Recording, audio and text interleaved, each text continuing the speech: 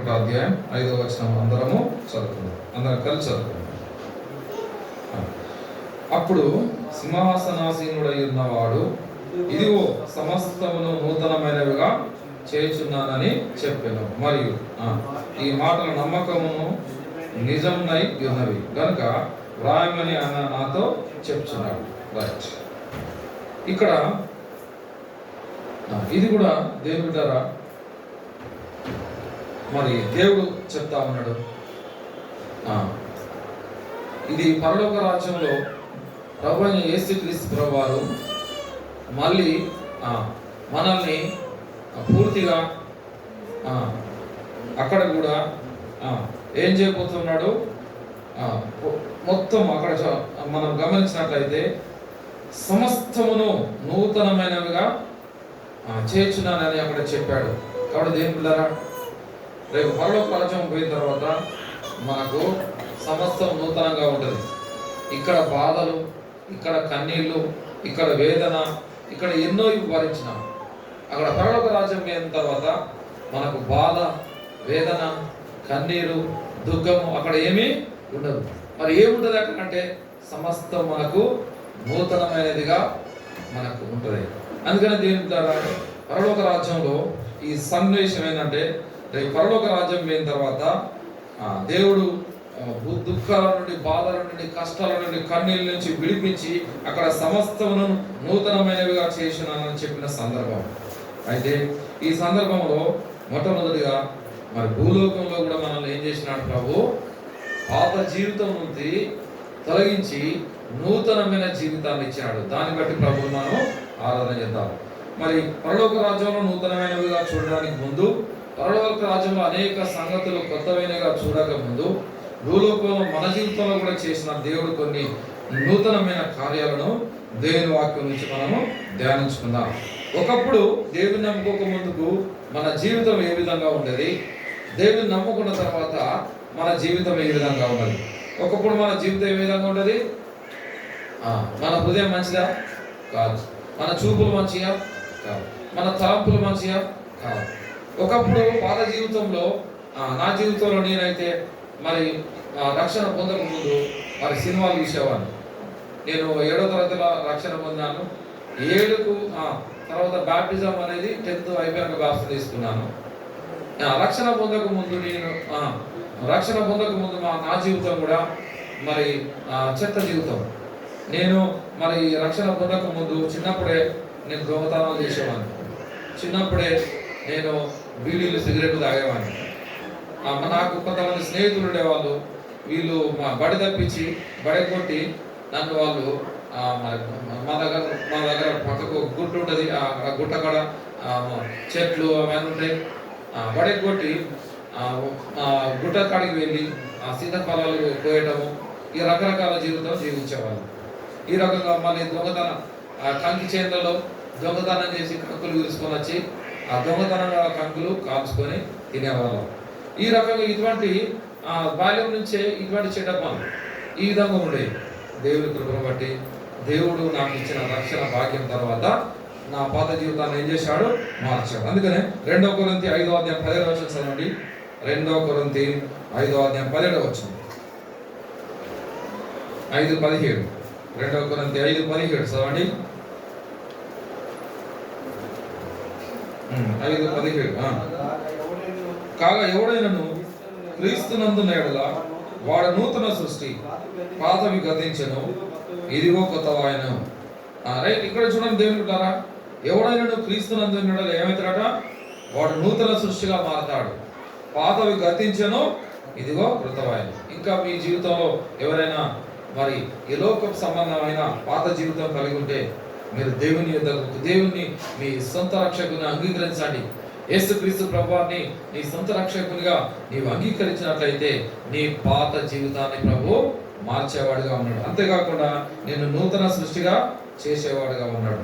అందుకని దేవుని బిడ్డలారా, కాబట్టి దేవుని బిడ్డ మనము నా జీవితంలో పాతవి గతింపజేశాడు, క్రొత్త చేశాడు, నూతన సృష్టిగా నన్ను చేశాడు. అందుని బట్టి ప్రభుని ఏం చాలా మనము నీ జీవితంలో కూడా దేవుడు నిన్ను నూతన సృష్టిగా చేసి ఉంటే, యేసయ్య నన్ను కూడా పాతవి నా జీవితంలో గతింపజేసినావు, నూతన హృదయాన్ని, నూతన మనస్సును, నూతన జీవితాన్ని నాకు ఇచ్చావు, అందుకే నీకు ఎంతో వదనాలని దేవుని ఆరాధించాలి. అంతేకాకుండా కొలస్సీయులకు రాసిన పత్రిక 3:9 చదవండి. కొలస్సీయులకు రాసిన పత్రిక 3:9 వచ్చింది. కొలస్సీ 3:9. ఒకరితో ఒకడు అబద్ధం ఆడకుడి, ఏలైనగా ప్రాచీన స్వభావమును దాని క్రియలతో కూడా మీరు పరిధ్యేదించి జ్ఞానం కలుగు నిమిత్తం దాన్ని సృష్టించిన వాని పోలిక చొప్పున నూతన పరచబడుచున్న నవీన స్వభావమును ధరించుకొని ఉన్నారు. ఇక్కడ మనకు చూసినట్లయితే దేవుడు నూతనదిగా ఏమిచ్చిండు మనకు? ప్రాచీన స్వభావం తీసేసి నూతన స్వభావం మనకు అనుగ్రహించినాడు. అందరి బట్టి దేవుని చాలా మనము నవీన స్వభావం అంటే అర్థం ఏంటిది? ఒకప్పుడు మన స్వభావం ఏంది? ఒకప్పుడు మన స్వభావము తోటి వ్యక్తులను ఓర్వలేని జీవితం, ఇంతేనా? గొడవలు పెట్టుకున్న జీవితం. మన స్వభావం, పాత స్వభావం మంచిది కాదు. అయితే ఆ ప్రాచీన స్వభావాన్ని మరి ఏం చేశాడు ప్రభు?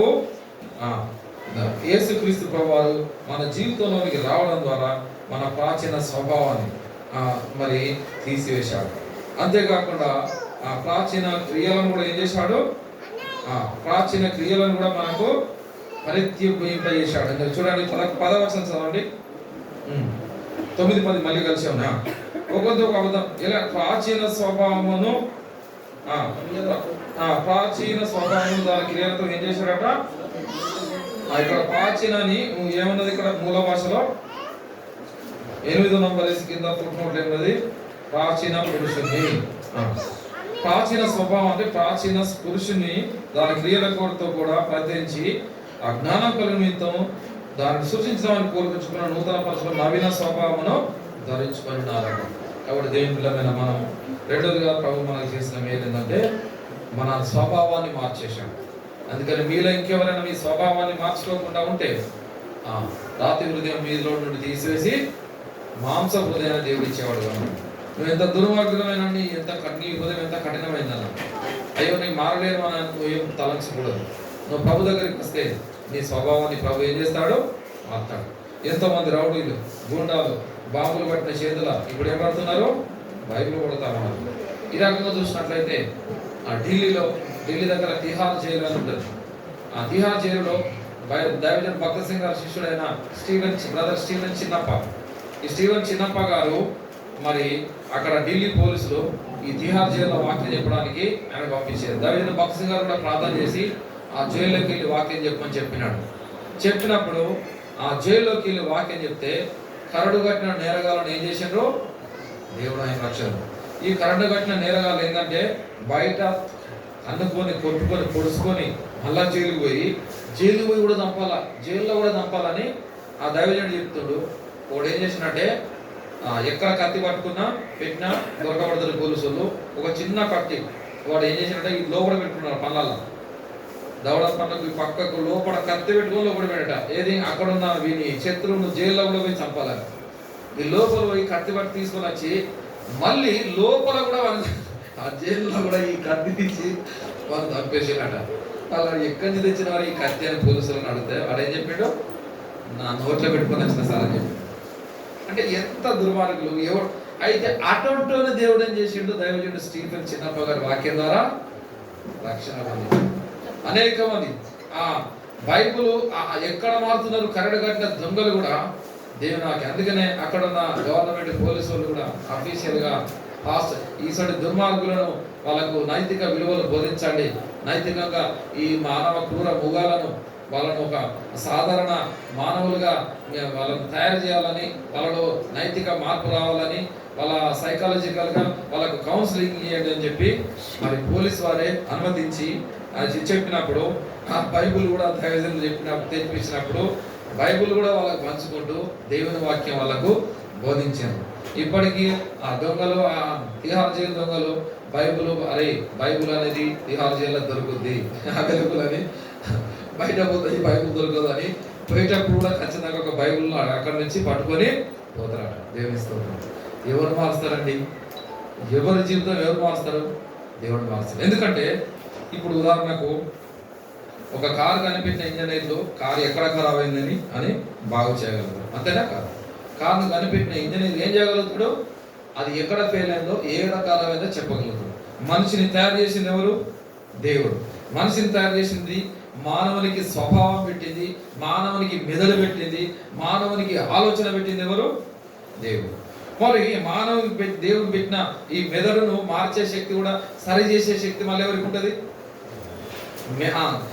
మెదడు తయారు చేసిన దేవునికే ఆ స్వభావాన్ని మార్చే శక్తి ఉంటుంది. అందుకనే ఈ దేవుడు ఎటువంటి వాడు అంటే స్వభావాన్ని మార్చే దేవుడు, పాప స్వభావాన్ని తీసే దేవుడు, నూతన స్వభావాన్ని ఇచ్చే దేవుడు, నూతన హృదయాన్ని ఇచ్చే దేవుడు.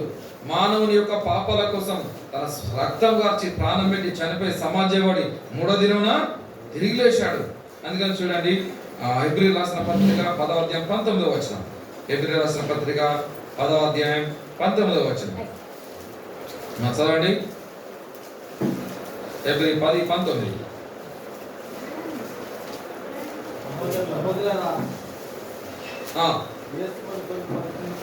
యేసు మన కొరకు ప్రసిద్ధించిన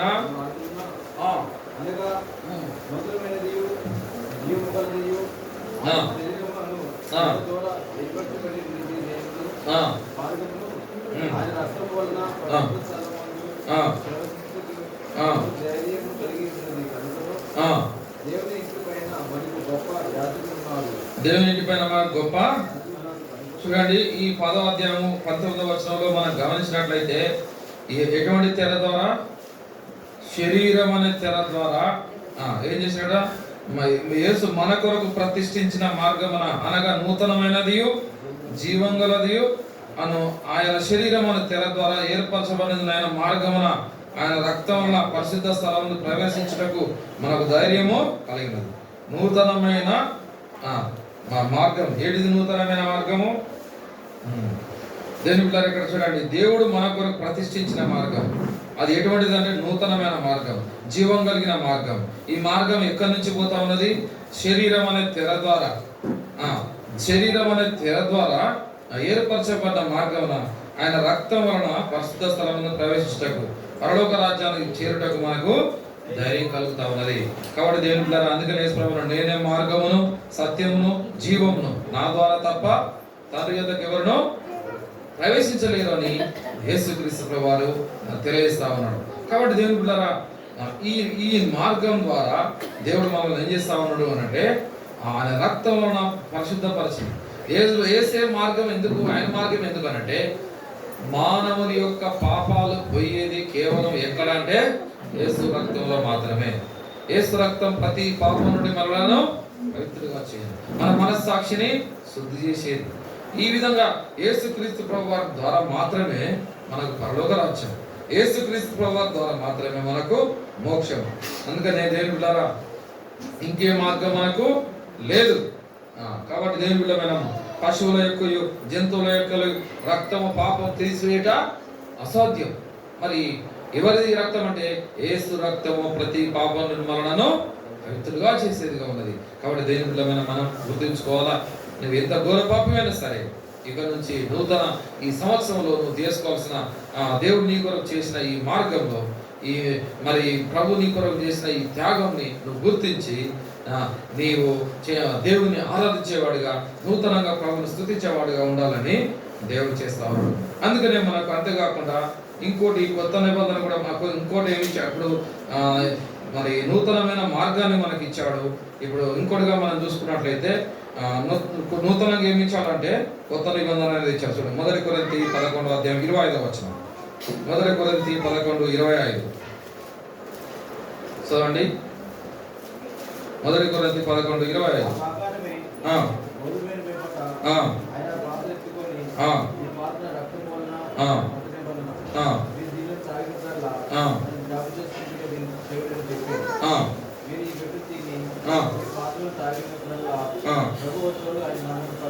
ప్రభు వచ్చే వరకు ఆయన.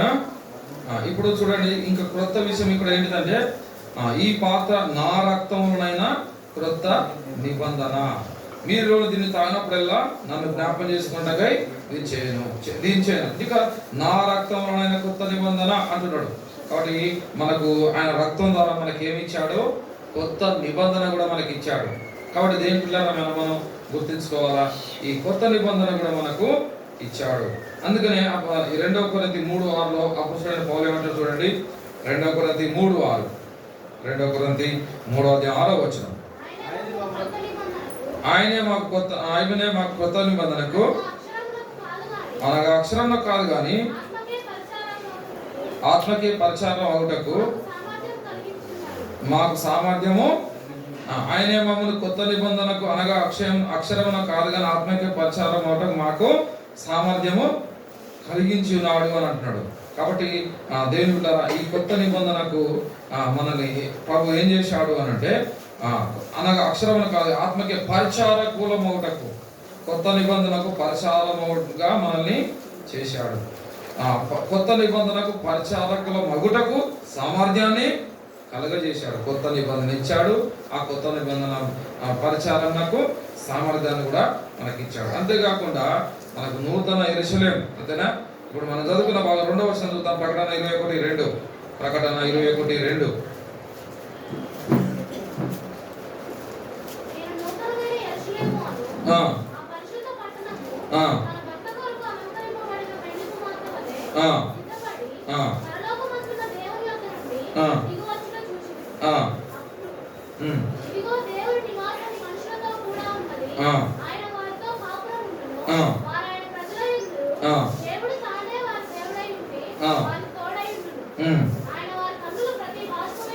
కురిసిపోయింది. మరం ఇక్కడ ఉండదు, దుఃఖం ఉండదు, ఇంకా ఏడుపు వేదన ఉండదు. మొదటి సంగతులు గతించిపోయినని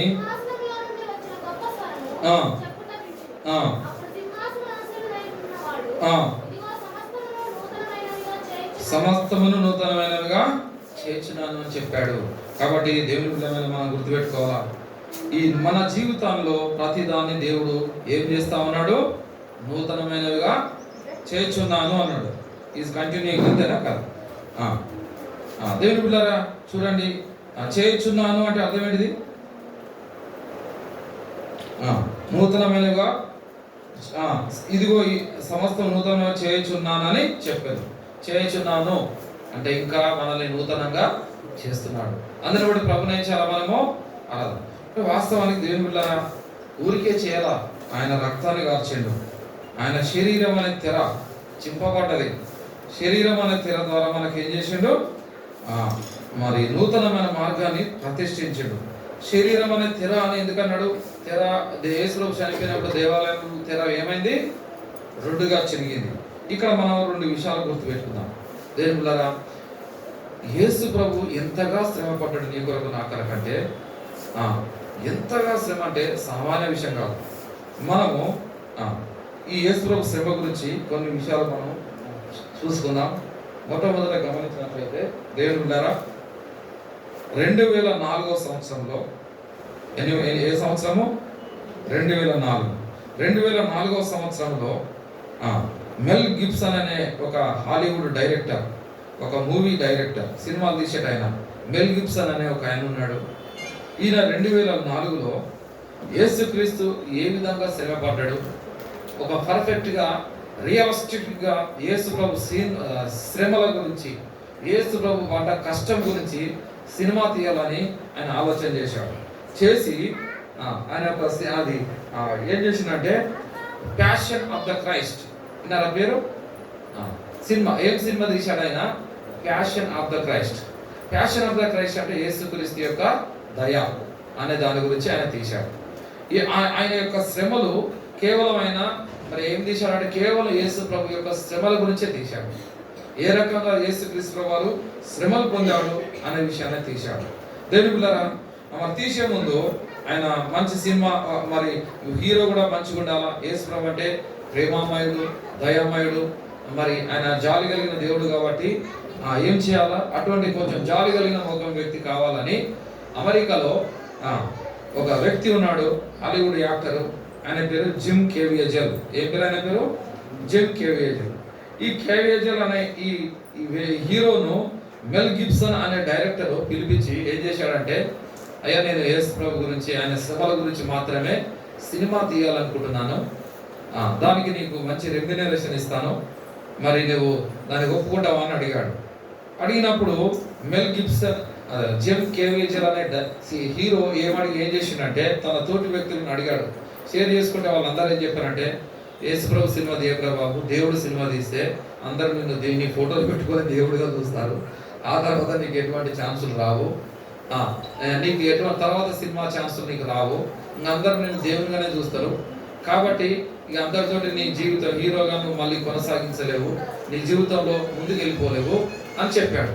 చెప్పి అన్నప్పుడు ఏం ఆలోచన చేసిండు అని అంటే, జిమ్ కేవిజర్ సరే చూద్దాం, మరి డైరెక్టర్ మాత్రము మెల్ గిబ్సన్ అంటే మాత్రము నీకు అట్లే ఉండదు, నీ ఇష్టం, తర్వాత నువ్వు ఏ సినిమాలను తీసుకోవచ్చు, అవసరమైతే నీ ఇష్టం ఏమైనా జరగవచ్చు, కానీ నీ మరి మనస్ఫూర్తిగా నువ్వు ఓకే అంటే నేను ఈ మూవీ ప్రారంభిద్దామని చెప్పినప్పుడు ఈ జిమ్ కేవిజర్ ఏం చేసినంటే ఒప్పుకున్నాడు. ఒక సినిమా యాక్టరు యేసుప్రభు సినిమా తీయాలని ఒప్పుకున్నాడు. ఒప్పుకొని ఏం చేస్తున్నానంటే ఆ సినిమా తీస్తున్న సమయంలో పాపం చాలా కష్టాలు ఎదురైనాయి.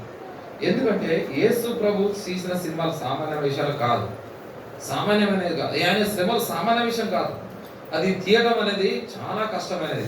కాబట్టి దేని బిడ్డరా, మొట్టమొదట మరి పండుకుంటారు పక్కన లేపం. కాబట్టి దేవుని బిడ్డరా, యేసుక్రీస్తు ప్రభు వారు మరి ఈ పిల్లలు కూడా డిస్టర్బ్ చేస్తున్నారు, కొంచెం బయటకు తీసుకెళ్తావా, ఒక్కడికి బయటకు తీసుకెళ్ళి, ఇక నేను చెప్పేది ఇంట్లో ఆమె చెప్పేది ఏంటున్నారు, తీసుకుంటే తీసుకెళ్ళి బయటికి పాపం. ఎందుకంటే ఇప్పుడు ఆమె మాట్లాడుతున్న నా కాన్సన్ట్రేషన్ కూడా అటైపోతుంది. దయచేసి మీరు ఏమనుకోవద్దు, తీసుకొస్తే ఆమె బయట కూర్చోమ్మా, దయచేసి ఏమనుకోకమ్మా, బయట కూర్చోండి. కాబట్టి దేవుని బిడ్డలారా, సరే రాత్రి అంతా కొంచెం నిద్ర మనకు లేదు కాబట్టి కొంచెం ఓపికతో మనం ఏం చేయాలా, వాక్యం వినాలి. ఈ యేసు ప్రభు యొక్క శ్రమను సినిమా తీస్తే ఎంత ఘోరం ఉన్నది నేను ఎక్స్ప్లెయిన్ చేస్తాను. ఈ జిమ్ కేవిజర్ను ఏం చేసిందంటే యేసు ప్రభుకు 39 కొరడా దెబ్బలు కొడతారు. ఎన్ని దెబ్బలు? 39. శాస్త్రులు మరి యేసు ప్రభుకు వాళ్ళు ఏం చేశారంటే ఈయన కొరడా దెబ్బలతో కొట్టాలని వాళ్ళు మరి యేసు ప్రభువును సిలువకు అప్పచెప్పేయడానికి ముందు ఆయన కొరడాలతో కొట్టి ఆ తర్వాత సిలువేయాలి.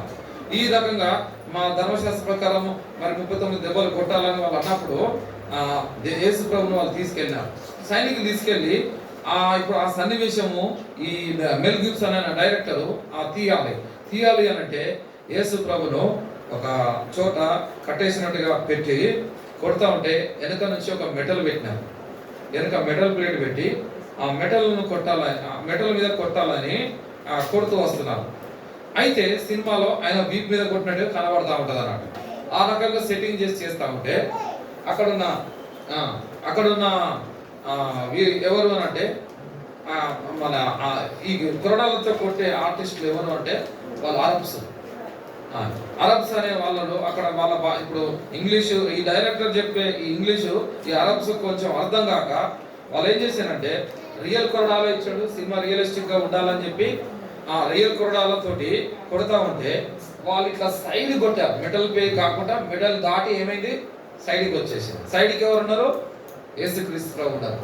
ఎప్పుడైతే ఈ సైడ్కు ఈ రకంగా ఆ కొరడాలకు పడ్డాయో పాపం జిమ్ కేవిజర్ ఇంత పొడుగు ఏమైందంటే అవి లోపలికి కూర్చేసినాయి.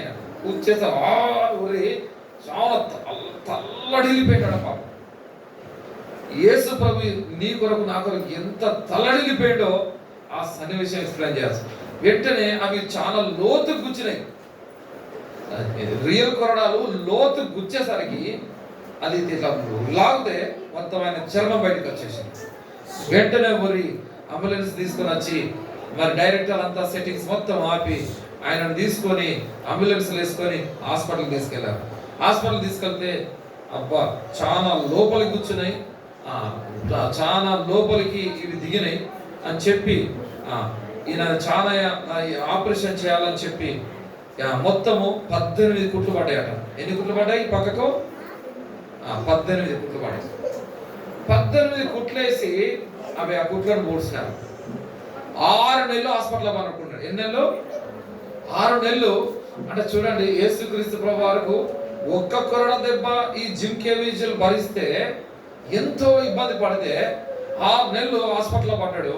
కానీ యేసు ప్రభు ఎన్ని దెబ్బలు పడ్డాయి? ఇంకా ఈయనకన్నా ఒకటే దెబ్బ పడ్డది, అది కూడా మెడల్ పెట్టి. కానీ యేసు ప్రభుకి ఎన్ని దెబ్బలు పడ్డాయి? 39 కొరడా దెబ్బలు.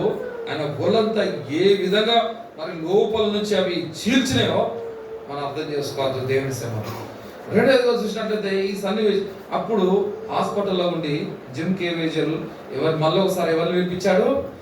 మెల్ గిబ్సన్ డైరెక్టర్ పిలిపించాడు. పిలిపించి, డైరెక్టర్ గారు, ఈ సినిమా మరి నిజంగా యేసు ప్రభు ఎంతగా చేశాడు. ఎందుకంటే ఈ జిమ్ కేవేజల్ అంటే ఆయన ఒక నామకార్థ క్రైస్తవుడు, జస్ట్ ఒక క్యాథలిక్ చర్చ్కు ఎప్పుడన్నా ఒకసారి వెళ్ళేవాడు అంతే.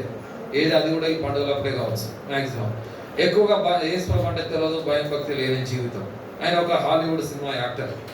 అయితే అటువంటి జీవితంలో జీవించిన అతను తనకే యేసు ప్రభు ఏ విధంగా కొరడా దెబ్బలు తిన్నాడో ఆ ఒక్క కొరడా దెబ్బకే ఇంత తల్లాడిపోయిన నేను, ఆయన 39 కొరడా దెబ్బలు ఎంత తల్లడిపోయిండో అని ఏడ్చి నిజంగా యేసు ప్రభు గొప్ప దేవుడు అని తెలుసుకొని ఆయన మారు మనసు పొందాడు. హాస్పిటల్లో ఏం పొందాడు? ఇక నుంచి నేను ఎవరిని ఫాలో అవుతా?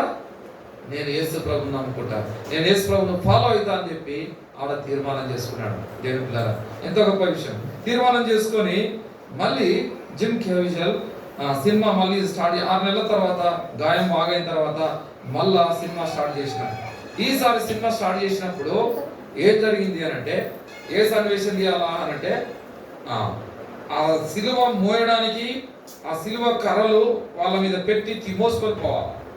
ఈ మోసుకొని పోయే సన్నివేశాలు వేసినప్పుడు ఎప్పుడైతే ఈయన కర్ర ఎత్తుకున్నాడో, ఎత్తుకొని 1-2 అడుగు ఏకముందుకి ఏమైందంటే ఆ బరువుకు ఈ జబ్బ పుడుగు ఏమైందంటే డిస్లోకేట్ అవుతుంది అనమాట. డిస్లోకేట్ అయ్యి జబ్బ బయటకు, ఇక్కడ బొక్క బయటకు వచ్చింది. ఆ బరువు తట్టుకోలేక ఈ జిమ్ కేవిజల్ అనే ఈ హీరో ఇంకా ఉండదొలిగి మొత్తం బయటకు వచ్చేసి బయటికి వచ్చి తట్టుకోలేక ఏడ్చింటాడు. ఏడిస్తే మళ్ళా ఆయనను తీసుకెళ్ళి మళ్ళీ అంబులెన్స్ తీసుకొని ఆయన తీసుకొని హాస్పిటల్ పోయి మళ్ళీ జబ్బ కూడా ఆపరేషన్ చేసి అది అందులో స్టడీ చేసినట్టు. ఎంత ఏడ్చిందంటే ఫస్ట్ కొరడ దెబ్బలు తిన్నాడు. ఒక్క కొరడ దెబ్బకే 6 నెలలు హాస్పిటల్లో పడుతున్నాడు. ఈ సినిమా తీయడానికి మొత్తం 2 సంవత్సరాలు పట్టిందట. ఎంత పట్టింది? సినిమా మొత్తం 2 గంటలే. 2 గంటల సినిమా ఎన్ని సంవత్సరాలు తీశారు వాళ్ళు? 2 సంవత్సరాలు. ఎందుకు అంటే ఒక్కొక్క సన్నివేశము గాయమవుతుంది ఆయనకు, హాస్పిటల్లో అంటున్నాడు. ఎంత ఘోరం అంటే మన ప్రభు ఎంతగా శ్రమ నీ కొరకు నా కొరకు అనుభవించాడు. అది ఈ రకంగా ఆయన తీసుకొని ఆ డిస్లోకేట్ అయిపోయింది. ఆయనను మరి ఇటు మెల్ గిబ్సన్ డైరెక్టర్ భయపడుతున్నాడు. వాయు ఏంది రియలిస్టిక్గా తీద్దాం అనుకున్నావు, ఇంత ఘోరం అవుతుందని భయపడి మరి ఏంది అని మా జిమ్ కేవిజల్ అడిగితే, ఈ సినిమా ఎంత కష్టమైనా నేను తీస్తానని చెప్పినట్టు ఆయన. నేను మళ్ళీ బాగా అయితే ఎంత కష్టమైనా నేను తీస్తాను ఈ సినిమా, నేను ఖచ్చితంగా యాక్షన్ చేస్తానండి, మీరు ఎస్సలేరుగా పోదని చెప్పినాడు. సరే అని మళ్ళీ సిలువలో వేలాడాలి కదా యేసుప్రభును. ఆ సన్నివేశం 1000 అడుగుల ఎత్తాట. ఎంత అడుగులు? 1000 అడుగుల ఎత్తులో ఆ కొండ మీద మళ్ళీ ఏంటిది? సిలువ. ఈ సిలువ మీద స్ట్రాంగ్ సిలువ. ఈ సిలువ మీద ఆయనను తీస్తా ఉంటే కింద సిమెంట్ వేసి అది చేసినా కూడా ఆ గాలికి ఏంటంటే ఊగుతా ఉంటుందట. ఏంటిది? సిలువ వెనకకు ముందుకు ఊగుతా ఉంటే ఈయన చేతులు కట్టేసినట్టుగా చేసిన మేకులు కొట్టినట్టుగా చేసిన మేకులు కొట్టలేదు, కానీ కట్టేసినట్టుగా ఉంటేనే ఈయన ఊలాడుతూ ఉంటాయి. ఇవన్నీ పక్కలన్నీ నొప్పులు పెడుతున్నాయట. అంతేకాకుండా అంత ఎత్తు నుంచి గాలి, చల్లటి గాలి వస్తున్నది. ఈ గాలికి చొక్కా విప్పి ఉండాలి కదా.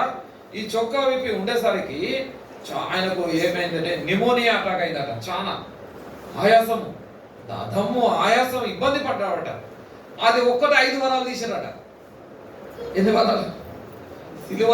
అది ఎందుకంటే అది ఊగుతుంటే ఈయన ఇంతగా చేసిన ఆమె కష్టాన్ని ఓర్చుకొని అని చేస్తే సిలువ ఊగుతుంది కాబట్టి మళ్ళా ఇది ఇక్కడ మనకు అయిద్దని గాలి కొంచెం తక్కువ వచ్చే సమయం చూసి దాన్ని వాళ్ళ జాగ్రత్తగా కొంచెం ఊగకుండా చేసి ఆ సన్నివేశం తీస్తే ఆ రోజు ఏం జరిగిందట అంటే బలంగా వెనక నుంచి ఒక పిడుగు పడ్డదట పాపం.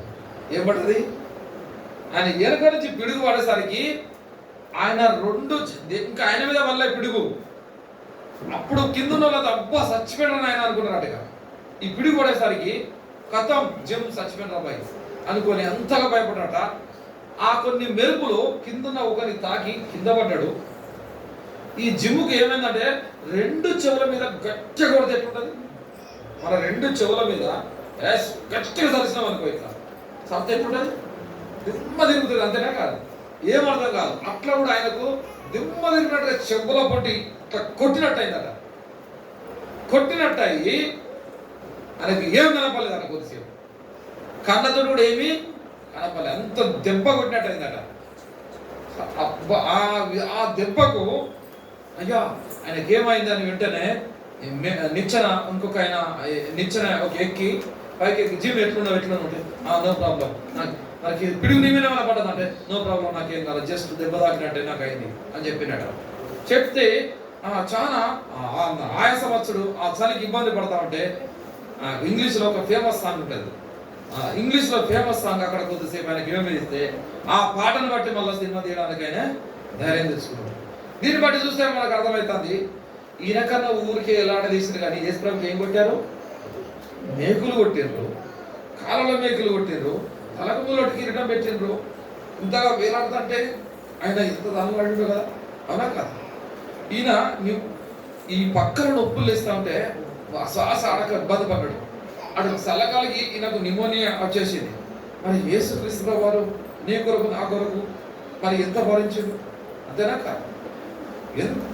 ఎంత భరి కాలు మీద కాలు పెట్టి యేసు ప్రభు మేకులు కొడితే ఆయన ఎంత తల్లడినావు. కాబట్టి దేవులారా యేసుక్రీస్తు ప్రభువారు ఈ రకంగా నీ కొరకు నా కొరకు మరి క్రూరాతి ఆ ఘోరమైన ఆ క్రూరమైన శిలువను మరి సహించాడు. ఈ రకంగా చేశారు. తర్వాత మరి ఆయనను డైరెక్టర్ అడిగినట, నువ్వు చేయలేవు పాపం, ఇబ్బంది పడుతున్నావు కదా, నీకు ఆయాసం ఉన్నది కదా, ఇబ్బంది అవుతుంది కదా, మరి నేను పని చేద్దాము, ఇక నేను తర్వాత ఏదో సెట్టింగ్ చేస్తానంటే లేదు, నేను చేస్తాను, నేను తప్పకుండా చేస్తాను, నేను ఇక్కడే ఉంటా, మీరేం టెన్షన్ పడకండి, మీరు కరెక్ట్ తీయండి సినిమా అని చెప్పి మళ్ళీ పాపం ఆయన సినిమా కంప్లీట్ చేసినారు. ఇంత తీస్తే యేసు ప్రభు సినిమాలు ఎంత పర్సెంట్ తీసినట్టు వాళ్ళు 40% చూపించారు. ఎంత చూపించగలిగారు? యేసు ప్రభు పొందిన శ్రమలలో కేవలం ఒక 40% మాత్రమే వాళ్ళు చూపించగలిగినారు. ఎంత 40% మాత్రమే. 40% మాత్రమే. ఇంకా 60% శ్రమలు చూపించలేదు. ఎందుకంటే యేసు ప్రభుకు మరి నిజంగా రియలిస్టిక్గా తీయాలంటే ఆ హీరో బతకలేడు. యేసు ప్రభును ముళ్ళ కిరీటం పెట్టి ఏం చేశారు? రెల్లుతో కొట్టారు, కట్టెతో కొట్టారు. ముళ్ళ కిరీటం పెట్టి కట్టెతో కొడితే హీరో ఉంటాడా? చచ్చిపోతాడు. అవునా కాదా? మరి యేసు ప్రభు రియల్గా ఏం చేశారు? రెండోగా గమనించినట్లయితే యేసు ప్రభు పక్కలో ఏం పొడిచారు? బల్లెం పొడిచారు. ఇప్పుడు ఈ హీరో కనుక బల్లెం కొడితే ఉండునా? చచ్చిపో. ఇప్పుడు ఇదే హీరో కాలు మీద కాలు పెట్టి మేకు గుద్దితే ఎట్లుంటది? బతుకునా? కాబట్టి దేవులారా యేసు ప్రభు నీ కొరకు నా కొరకు, ఎందుకంటే ఆయన పొందిన దెబ్బల చేత మనకు స్వస్థత కలిగించున్నది. అందుకని చదవండి, యెషయా గ్రంథం చదవండి. యెషయా గ్రంథం 53వ అధ్యాయం. మన అతిక్రమ క్రియలను బట్టి చదవండి అన్నమాట. యెషయా 53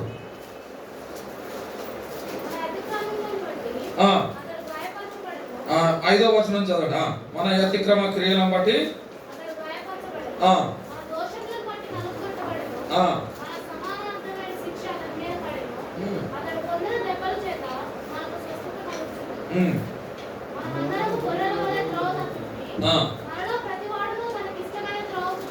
ఇక్కడ చూడండి, యేసు ప్రభుకు దెబ్బలు ఎవరి కోసమట? మన దోషముల బట్టైనా నలగొట్టబడ్డాడు. నీ యొక్క నా యొక్క అతి ఉత్తమ క్రియలను బట్టి దేవుడు గాయపరచబడ్డాడు. మన దోషముల బట్టే నలగొట్టబడ్డాడు. మనకు రావాల్సిన శిక్ష ఎవరు భరించారు? ఆయన మీద పడ్డది. ఇప్పుడు ఆయన పొందిన దెబ్బల చేత మనకేం కలుగుతున్నది? స్వస్థత కలుగుతున్నది. ఇంతగా ఎందుకు గాయపరచబడ్డాడు? ఇంతగా ఎందుకు ఆయన కలవరి శిలువలో భరించిండు అంటే దేవుని బిడ్డలారా యేసుక్రీస్తు ప్రభువారు నీ యొక్క నా యొక్క పాపను, అందుకని లోక పాపను మోసుకొని పో దేవుని గొర్రెపిల్ల, దేవుని గొర్రెపిల్లగా యేసుక్రీస్తు ప్రభువారు ఈ భూమి మీదకి వచ్చి నీ కొరకు నా కొరకు ఆ క్రూరమైన శిలువ మరణాన్ని అనుభవించాడు. నీ కొరకు నా కొరకు ఆయన చనిపోయాడు, ప్రాణం పెట్టాడు, చనిపోయి సమాజంలో 3వ దినమున తిరిగి లేచాడు. ఇంత గొప్ప రక్షణ మనకు అనుగ్రహించాడు. కాబట్టి మన జీవితాన్ని నూతనమైనదిగా చేశాడు, పాత జీవితాన్ని మార్చాడు, నూతన జీవితాన్ని మనకి ఇచ్చాడు. కావున ఈ నూతన సంవత్సరంలో దేవుడు మనకు చేసిన నూతన హృదయాన్ని బట్టి దేవుణ్ణి ఆరాధన చేయాలి. పాత జీవితాన్ని దేవుడు మార్చినందుకు మనం ఆరాధన చేయాలి. ప్రాచీన స్వభావాన్ని, ప్రాచీన పురుషుని ఆయన మరి ప్రాచీన స్వభావం మనలో నుండి తీసివేసి నూతన స్వభావాన్ని మనకు అనుగ్రహించాడు. అందుని బట్టి ప్రభువును ఆరాధన చేయాలి. మన ప్రాచీన క్రియలు పరిత్యజింపజేశాడు, దేవుని నూతనమైన క్రియలుగా చేసేవాళ్ళుగా మనం చేశాడు. కాబట్టి దేవుని పిల్లమైన మనం ఆయన శరీరమైన త్వర ద్వారా నూతనమైన మార్గంలో మనల్ని నడిపించాడు. అంతేకాకుండా మరి కొత్త నిబంధన మనకు చేశాడు. కాబట్టి దేవుడు కొత్త నిబంధన పరిచారకులుగా మనం చేశాడు. తర్వాత ఆ పరలోక రాజ్యంలో ఇంకా పూర్తిగా ఇక్కడ ఉండే దుఃఖం, బాధ, కన్నీరు ఏం లేకుండా మన సమస్తం నూతనంగా చేసి పరలోక రాజ్యంలో అంత నూతనం జీవితం మనకి ఇవ్వబోతున్నాడు. ఇంకా పరలోక రాజ్యంలో ఎంతో సంతోషాన్ని, ఆనందాన్ని మనకి ఇవ్వబోతున్నాడు. ఇక్కడ పడే కష్టాలు, ఇక్కడ పడే ఇబ్బందులు, ఇక్కడ పడే బాధలు అక్కడ పరలోక రాజ్యంలో ఎందుకు దొరకవు. దావిజనుడు భక్త సింగారు అన్నాడు, అక్కడ పరలోక రాజ్యంలో కళ్ళు మూసుకొని కళ్ళు తెరిచి వస్తే సరిపోద్ది, ఇక్కడున్న 100 సంవత్సరాలు దేనికి పనికి రావట. అంతేనా కాదు? కళ్ళు మూసుకొని కళ్ళు తెరుచుకొని కొద్దిసేపు కళ్ళు మూసుకొని కళ్ళు తెరిచి అది చూసి ఈ భూమి చూసే కొద్ది క్షణమే ఈ పరలోక రాజ్యంలో 100 సంవత్సరాలు కూడా పనికిరావు. అంతగా ఆ పరలోక రాజ్యాన్ని దేవుడు డిజైన్ చేశాడు. ఆ నూతనమైన ఆ యెరూషలేము పట్టణానికి నిన్ను నన్ను తీసుకువెళ్ళడానికి సిద్ధపరుస్తా ఉన్నాడు. ఆ పరలోక రాజ్యం నీకు నాకు ఇవ్వబోతున్నాడు. కాబట్టి వీటిని జ్ఞాపం చేసుకొని, ప్రభు యొక్క శ్రమను జ్ఞాపం చేసుకొని మనము దేవుణ్ణి ఆరాధన చేద్దాం.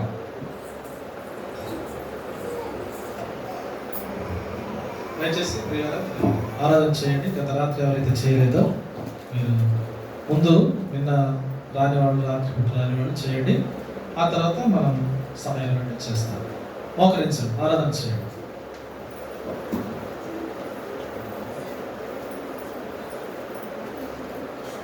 Vamos.